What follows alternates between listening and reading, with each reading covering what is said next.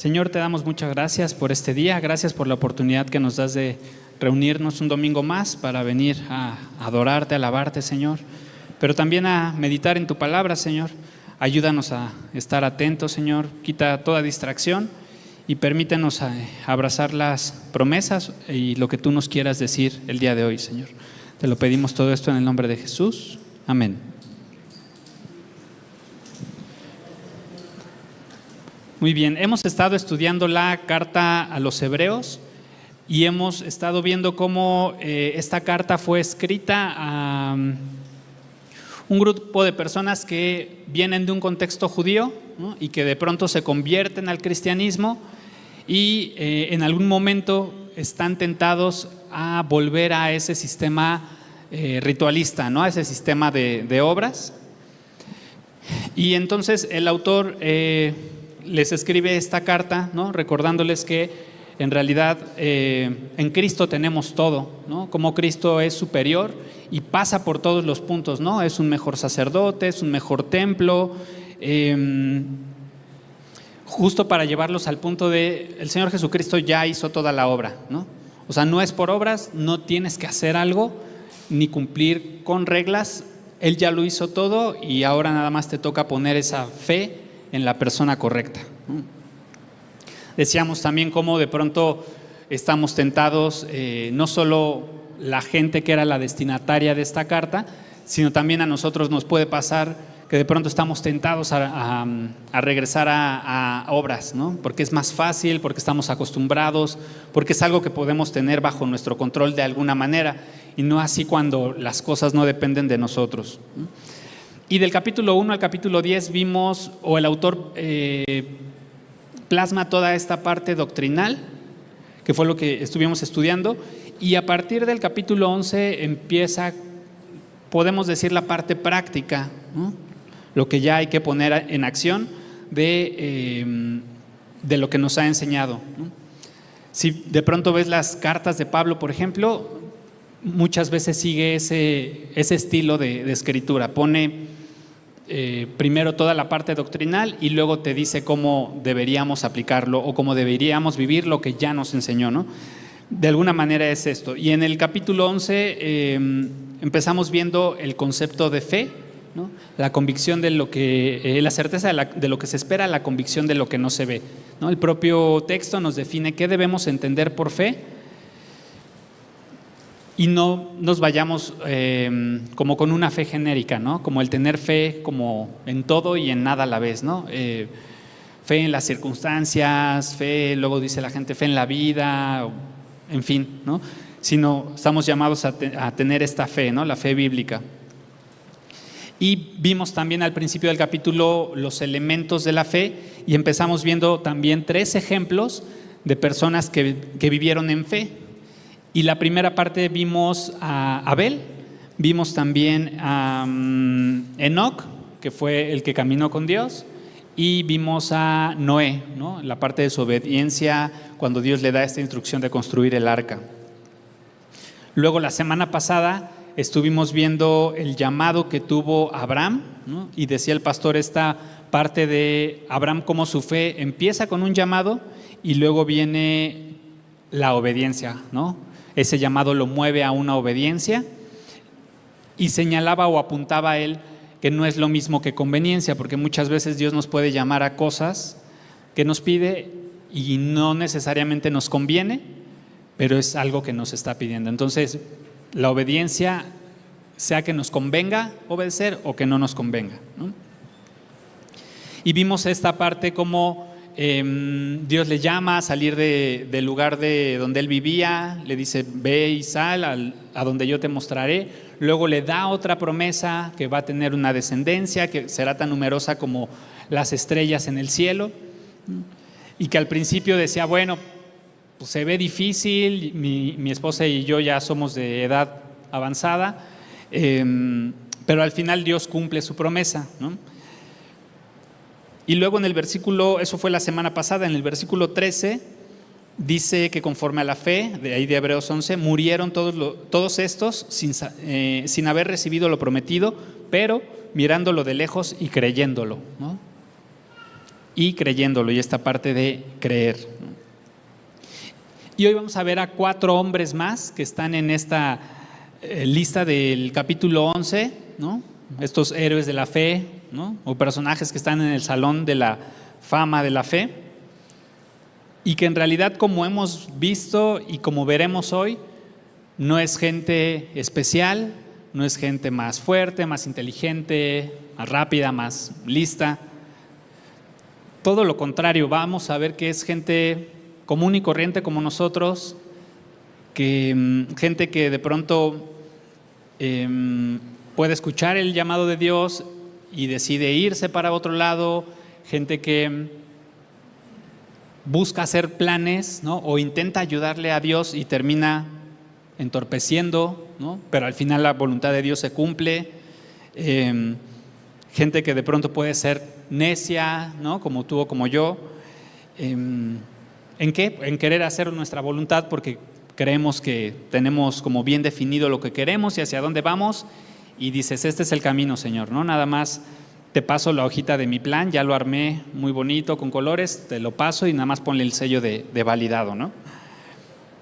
Así son estos personajes, pero ¿qué tienen en común? ¿No? Aún con todos, además de ser pecadores, es la fe que, aunque su vida no necesariamente haya iniciado con esta característica, sí llega a un punto donde llegan o como que les cae el 20 y dicen, claro, de esto se trataba, ¿no? De confiar en el Señor, no en lo que yo creía, no en mis planes, no en cómo yo pensaba las cosas, sino en saber que Dios es quien tiene la razón y que Él ya tiene un plan y un propósito para mi vida, ¿no? Y obviamente es mejor que lo que yo pueda pensar o planear. Entonces vamos a ver el primer ejemplo, que es Abraham. Hebreos 11, vamos a leer del versículo 17 al 19. Dice, por la fe Abraham, cuando fue probado, ofreció a Isaac, y el que había recibido las promesas ofrecía su unigénito, habiéndosele dicho, en Isaac te será llamada descendencia, pensando que Dios es poderoso para levantar aún de entre los muertos, de donde en sentido figurado también le volvió a recibir. Esta última parte, la última porción que leí, en NTV dice, y en cierto sentido Abraham recibió de vuelta a su hijo de entre los muertos. Ahora, ¿recuerdas esta historia, ¿no? Como tanto aquí, en la porción de Hebreos, como en Génesis 22, dice que Dios probó a Abraham, ¿no? ¿De qué lo está probando? Bueno, Abraham ya creyó, ¿no? Ya tiene esta fe, y viene esta prueba de su fe, ¿no? ¿Cuál es la prueba? Bueno, Dios le va a pedir en sacrificio a su hijo. Entonces le dice en Génesis 22, le dice, oye, le llama, Abraham dice, aquí estoy, Señor, ¿no? Heme aquí lo que me pidas. Y entonces le da las instrucciones, le dice, toma tu único hijo, esto es importante, ahorita lo señalamos, le dice, toma tu único hijo, ahí en Génesis 22, a quien amas y vete a tierra de Moriah y ofrécelo allí en holocausto sobre uno de los montes que yo te diré. Y Abraham se levantó muy de mañana y enalbardó su asno y tomó consigo 2 siervos y a Isaac, su hijo, y cortó leña para el holocausto y se levantó y se fue al lugar que Dios le dijo. Si te das cuenta, viene esta instrucción de parte del Señor. ¿Y qué hace Abraham? No se queja, ¿no?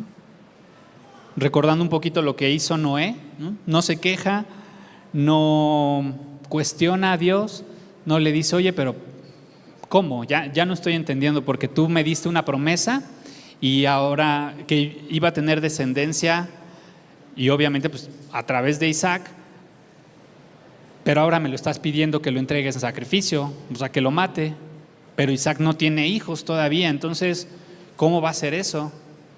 O sea, ¿de qué se trata, Señor? ¿Me estás confundiendo? ¿Me estás jugando una broma? ¿Te estás contradiciendo? ¿Qué está pasando? No hace nada de eso, sino en cuanto viene la instrucción, dice, ok, y realmente viene una obediencia genuina por lo que podemos leer en el texto, ¿no? Porque empieza a preparar todo, o sea, reúne todo el equipo, toma 2 siervos, toma a su hijo, dice vámonos, que él iba a hacer el sacrificio, y lleva todo lo necesario para hacer lo que Dios le dijo que hiciera. Y dice el versículo 4, al tercer día alzó Abraham sus ojos, esto es, estuvo 3 días caminando, ¿no? Desde Hebrón hasta acá. Dice, al tercer día alzó Abraham sus ojos y vio el lugar de lejos. Versículo 5 dice de Génesis 22. Entonces dijo Abraham a sus siervos, esperad aquí con el asno, y yo y el muchacho iremos hasta allí y adoraremos y volveremos a vosotros. Y tomó Abraham la leña del holocausto y la puso sobre Isaac su hijo, y él tomó en su mano el fuego y el cuchillo, y fueron ambos juntos.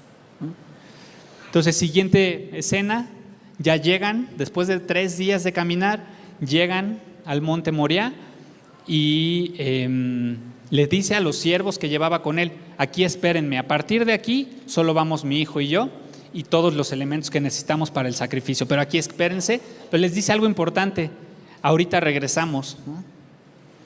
Y entonces, ¿cómo? Si sabe que va a ir a entregar a su hijo en sacrificio, ¿por qué está diciendo que van a regresar? Otra vez, porque si bien está obedeciendo a Dios,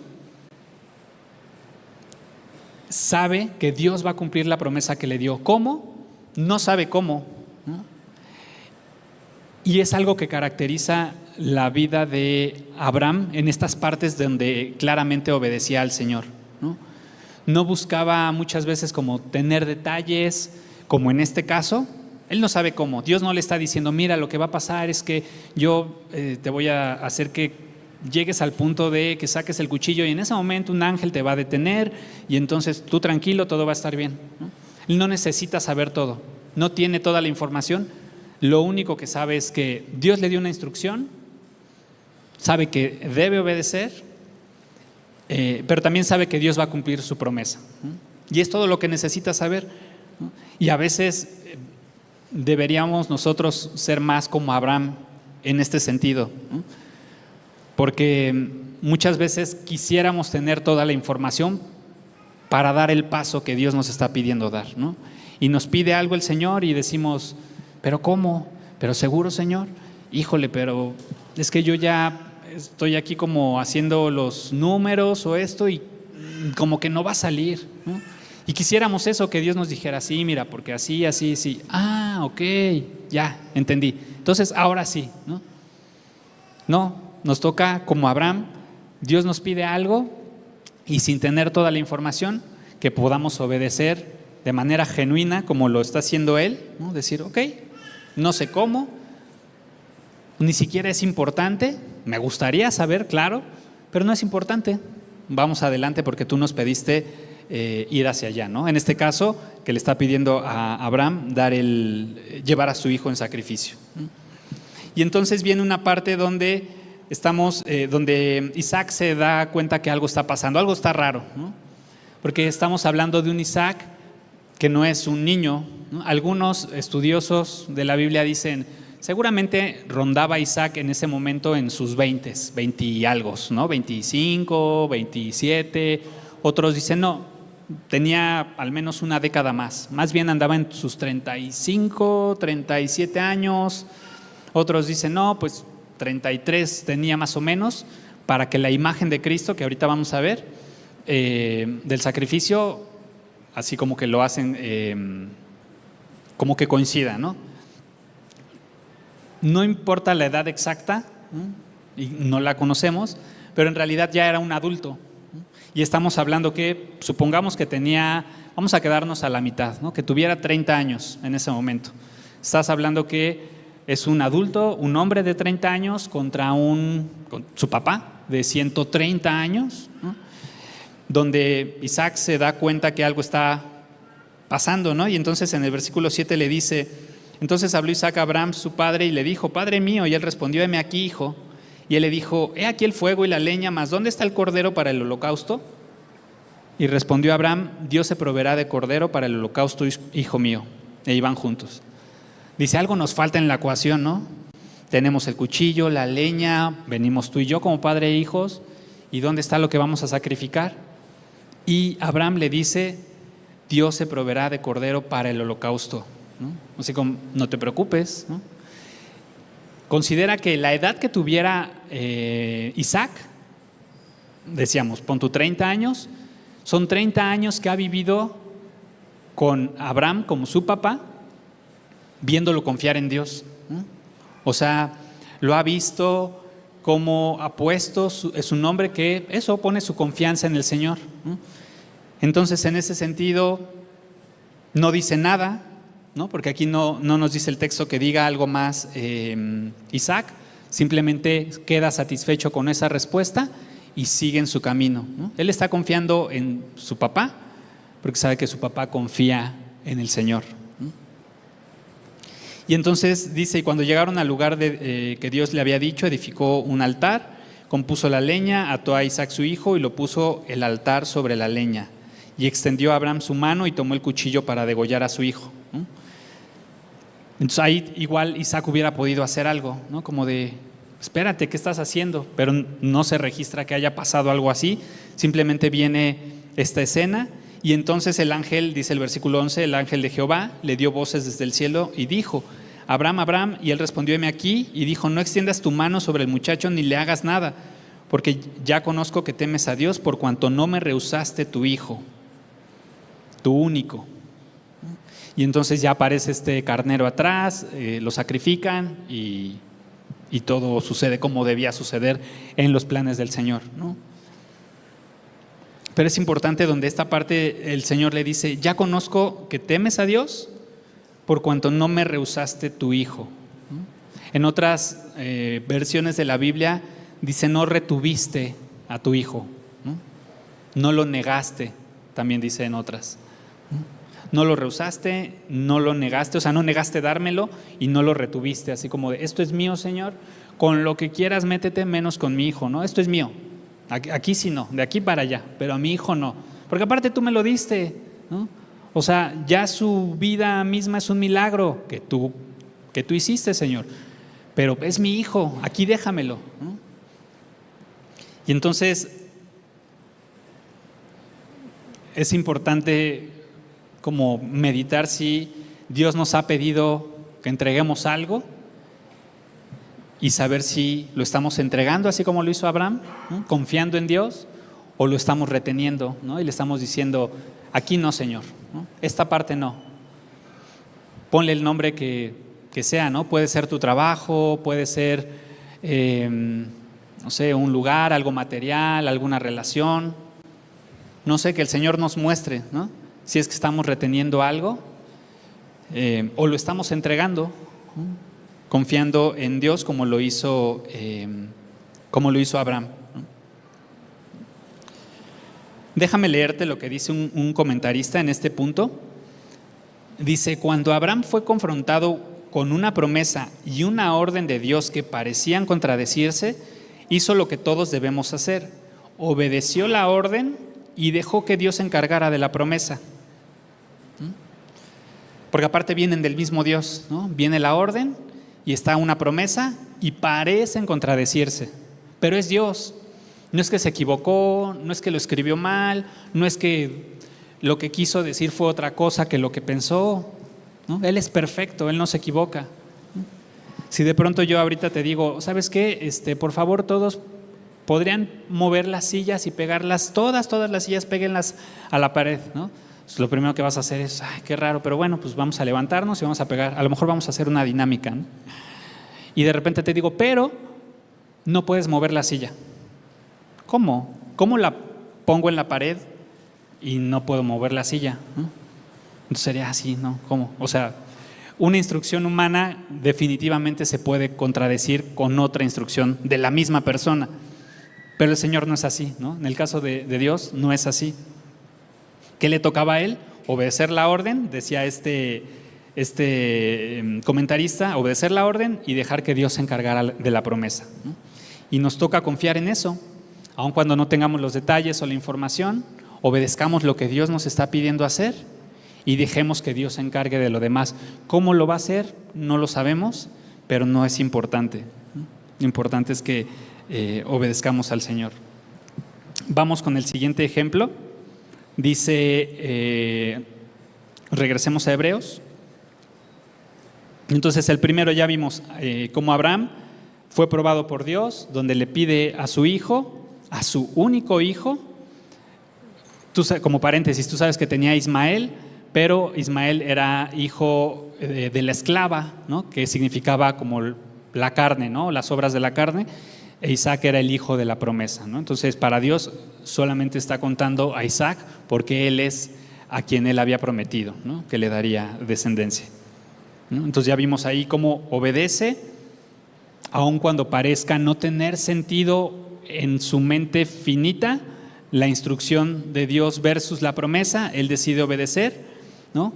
Pensando que él era poderoso incluso para revivir a su hijo, ¿no? Decir, bueno, pues si lo mato, seguramente, o sea, si lo voy a entregar en sacrificio como me lo pidió Dios, y probablemente Él lo resucite, tiene poder para hacerlo. No sé cómo va a suceder, pero de que va a cumplir su promesa, la va a cumplir, ¿no? Entonces Él es el primer ejemplo. El segundo ejemplo dice en Hebreos 11:20, por la fe bendijo Isaac a Jacob y a Esaú respecto a cosas venideras. Y luego viene la vida de Isaac, ¿no? En esta parte donde Isaac de repente le dice a Esaú, que por cierto era, por lo que leemos en el texto, en Génesis 27, pareciera que era su favorito, ¿no? De Isaac, Esaú era su favorito, ¿no? Entonces le dice, oye, ve, caza, porque era cazador, ve, caza un animal, vienes, me preparas comida y yo te voy a bendecir. Ok, entonces Esaú va, sale, obedece, y en eso está Rebeca escuchando todo lo que está diciéndole Isaac a Esaú, ¿no? Todo ese plan. Como contexto, Dios había dado una promesa que Rebeca, la esposa de Isaac, tendría 2 hijos y que el mayor, que era Esaú, serviría al menor, ¿no? Y que el que tendría la bendición era el menor. O sea, esa promesa ya existía desde antes y ellos la sabían, ¿no? Entonces, Isaac sabe que el que debería llevar la bendición es Jacob, pero dice, yo tengo otros planes, y probablemente pensaba que eran mejores porque los quiere ejecutar y los quiere llevar a cabo, ¿no? Entonces hace su plan con Esaú. Y Rebeca escucha eso y dice, no, esto no se queda así. Y llama a Jacob, ¿no?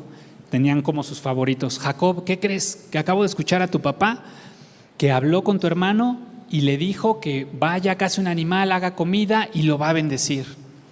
No podemos permitir eso. Entonces vamos a hacer esto, trae un animal, yo lo voy a cocinar porque aparte yo sé lo que le gusta a tu papá y cómo le gusta la comida, entonces yo lo voy a preparar, no te preocupes, y tú se lo vas a dar y te vas a hacer pasar por tu hermano Esaú, ¿no? Y en vez de que Jacob diga, oye mamá, ¿cómo crees? Eso está mal, engañar a mi papá, ¿no? Más bien es como, oye, pero se va a dar cuenta, ¿no? Porque yo soy muy velludo y él es lampiño y no. Nos van a cachar. No te preocupes, vas a traer piel de animal. Tú déjalo en mis manos y vamos a armar toda la escena para engañar a tu papá. Y así sucede. Y entonces se presenta Jacob haciéndose pasar por Esaú. En algún momento Isaac como que duda, dice si eres tú, no eres tú. Bueno, si eres tú, lo bendice. Llega Esaú muy contento con su animal, prepara la comida y dice, papá, listo, aquí está, para que tomes esta comida y luego me bendigas, ¿no? Y dice, ¿quién eres tú? Pues, ¿cómo quién? Esaú. Y entonces, ¿a quién bendije? ¿No? Y se hace ahí como un alboroto, ¿no? Y entonces, de pronto viene la duda y dices, ¿por qué ese Isaac, que tiene un plan distinto al de Dios, ¿por qué está aquí? O sea, ¿por qué está en la lista o en el capítulo 11 donde están todos estos héroes de la fe, ¿no? Acompáñame rápidamente a Génesis 27, versículo 30. Vamos a leer 4 versículos nada más. Génesis 27, versículo 30.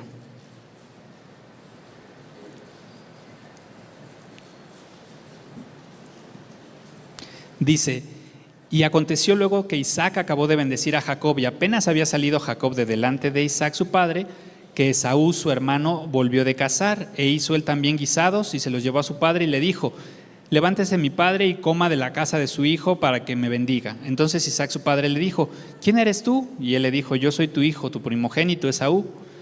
Y se estremeció Isaac grandemente. Dicen en relación a este versículo 33 de Génesis 27, dicen los estudiosos de la Biblia, se estremeció. Lo primero que podrías pensar al leerlo es que obviamente dijo: ay, me engañaron, ¿no? Por eso se estremeció, ¿no? Se dio cuenta que fue engañado. Pero también dicen algunos estudiosos, en este punto se estremece porque le cae el 20 a Isaac, que ya lo sabía, pero en ese momento pareciera que le cae el 20, que estaba yendo en contra de la voluntad de Dios, porque otra vez él sabía que quien tenía que tener la bendición era Jacob y no Esaú, y entonces se estremece de saber que estaba yendo en contra del Señor, ¿no? Y dijo: ¿quién es el que vino aquí, que trajo casa y me dijo y comí, y me dio y comí todo antes que tú vinieses? Y obviamente pues es una pregunta donde prácticamente ya sabe la respuesta, ¿no? Dice: yo lo bendije y será bendito, ¿no? Y entonces es en esta parte donde, más que una resignación como de, híjole, pues ya lo bendije y pues ya no se puede hacer, ¿no? Ya no se puede hacer nada.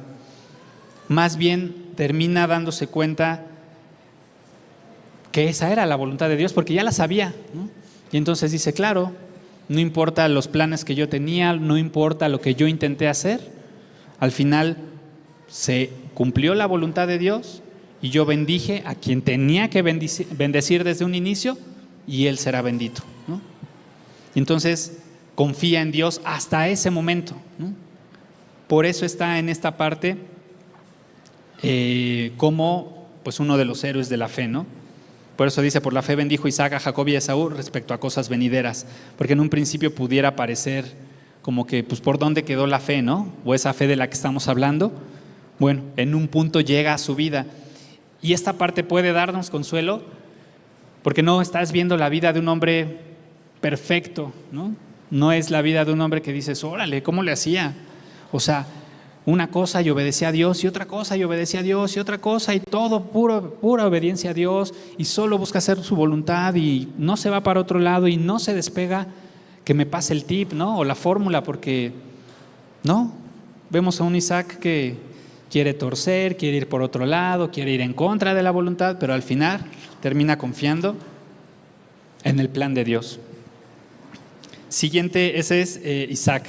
Ahora vamos a ver a Jacob. Dice el versículo 21 en Hebreos 11: por la fe Jacob, al morir, bendijo a cada uno de los hijos de José y adoró. Por la fe, al morir, bendijo a cada uno de los hijos de José y adoró, apoyado sobre el extremo de su bordón, o de su vara o bastón, ¿no?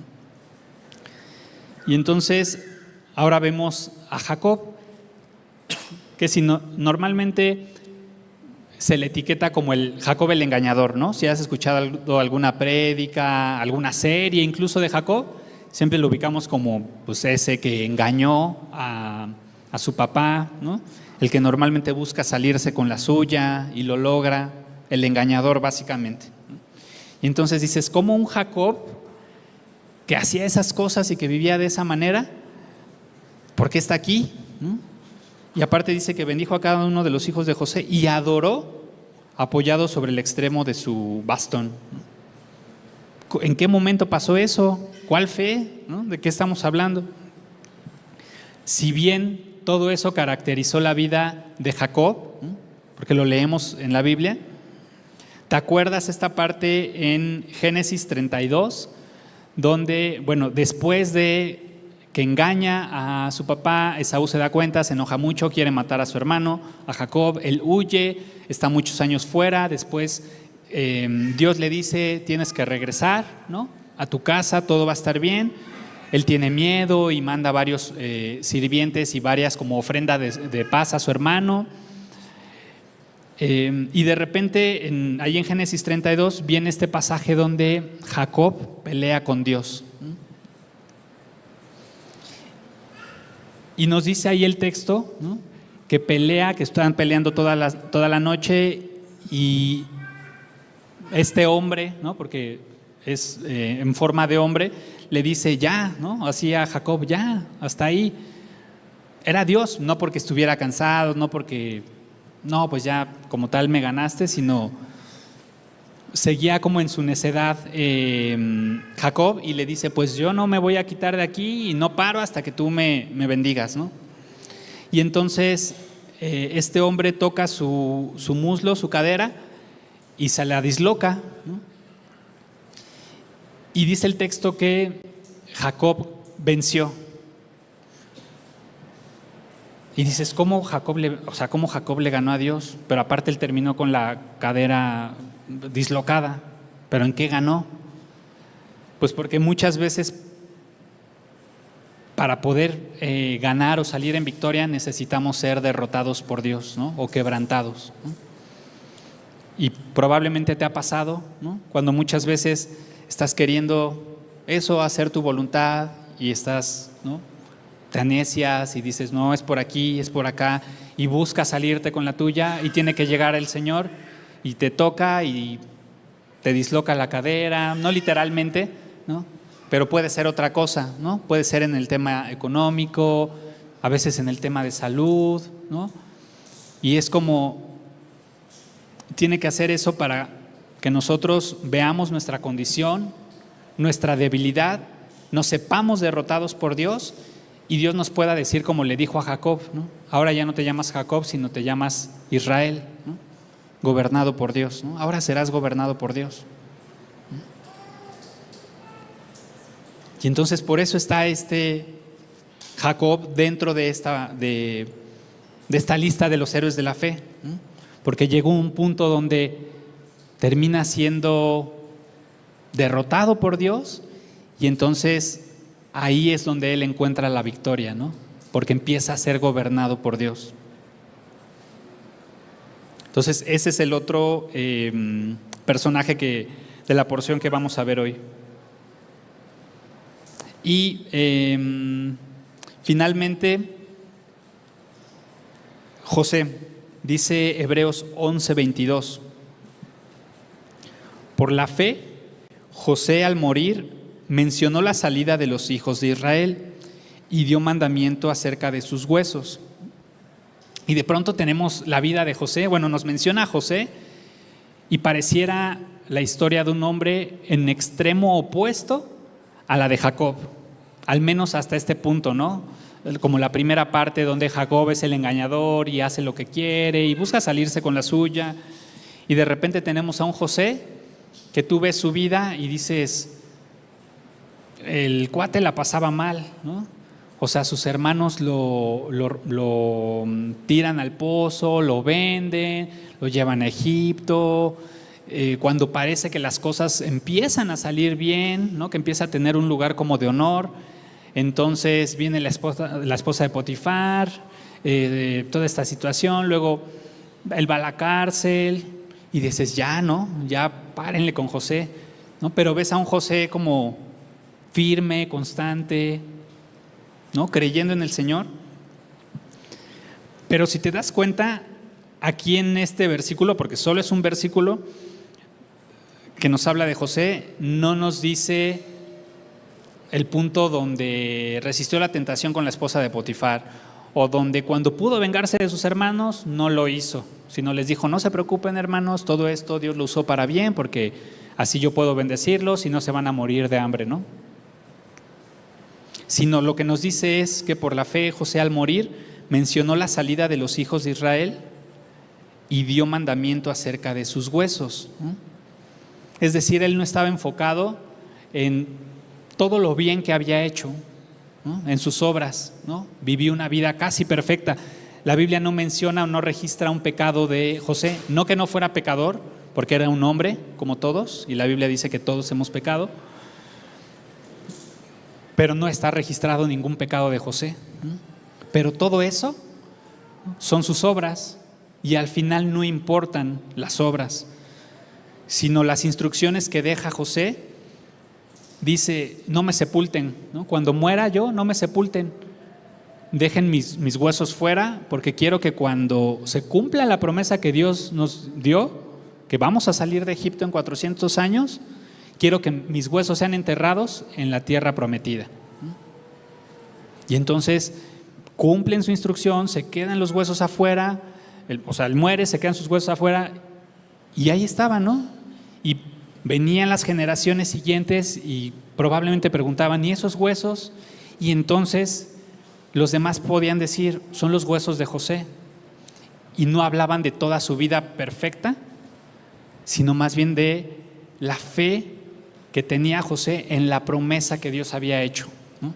Y que murió con esa convicción de saber que Dios iba a cumplir su promesa, ¿no? Y es el último con lo que nos quedamos aquí, y por ese motivo, ¿no? O es lo que menciona aquí el versículo, por eso está aquí. No por todo lo que hizo, lo bueno que fue, lo bien que se portó, sino por confiar en Dios y su promesa. Entonces, vimos 4 personajes, ¿no? Desde Abraham, que cumple, que obedece al llamado, pero que también tuvo sus momentos donde se nos estaba yendo chueco y donde mentía, como cuando le dice a su esposa: di que eres mi hermana, ¿no? Y tiene miedo del hombre, ¿no? Vimos a un Isaac que tiene otros planes diferentes a los de Dios y que dice: no, va a ser porque pues es Esaú, él soy más afín a él, ¿no? O por lo que sea, que tenía sus planes, pero eran distintos a los de Dios, ¿no? Un Jacob que busca salirse con la suya y termina siendo quebrantado por Dios, derrotado por Dios, y entonces encuentra la victoria. Y un José que pareciera haber vivido una vida perfecta, pero que no importó al final de su vida, sino simplemente él murió con la convicción de esa promesa, no de lo que había hecho en el pasado, en su vida, sino de lo que venía en el futuro, incluso después de su muerte.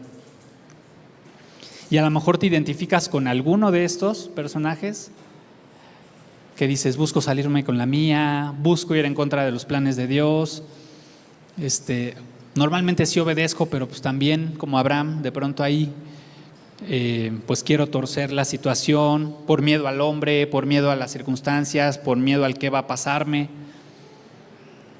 aunque sé que no es correcto, ¿no? O a lo mejor tenemos un poquito de los 4, ¿no? Como sea, es una invitación para meditar en lo que Dios nos ha estado hablando, ¿no? Tanto a través de esta carta de Hebreos como en lo personal, ¿no? Si Dios te ha llamado a entregar figuradamente a un Isaac, ¿no? Que tienes por ahí un pequeño Isaac que dices: no, es que esto no lo entrego, esto lo retengo, esto es mío, esto me niego a darlo al Señor, ¿no? Si hay algo donde estás como débil, dudando, la invitación es: confiemos, ¿no? Confiemos como estos hombres que nos dan inspiración, que sin haber vivido una vida perfecta, al final pudieron, o en un momento de su vida pudieron llegar al punto donde no importó nada más, sino simplemente el saber que Dios es fiel y que cumpliría su promesa. Entonces vamos a orar por esto, ¿les parece? Señor, te damos muchas gracias por tu palabra, gracias porque podemos hallar descanso, consuelo, aliento, Señor. Ayúdanos a obedecer y a dar los pasos que tú nos hayas pedido a cada uno de nosotros, Señor, sabiendo que no es una fe ciega, que no son pasos al vacío, Señor, sino que son pasos que tú nos has llamado a dar, lo que sea que tú nos hayas hablado a cada uno, Señor, confiando en que eres bueno, Señor, en que eres poderoso y fiel para cumplir lo que tú has prometido. No importa que a nuestros ojos, que a nuestros sentidos, a nuestra mente no cuadren las cosas, Señor, sino ayúdanos a confiar plenamente en ti, Señor, sabiendo que tú vas a cumplir lo prometido, Señor. Te lo pedimos todo esto en el nombre de Jesús. Amén.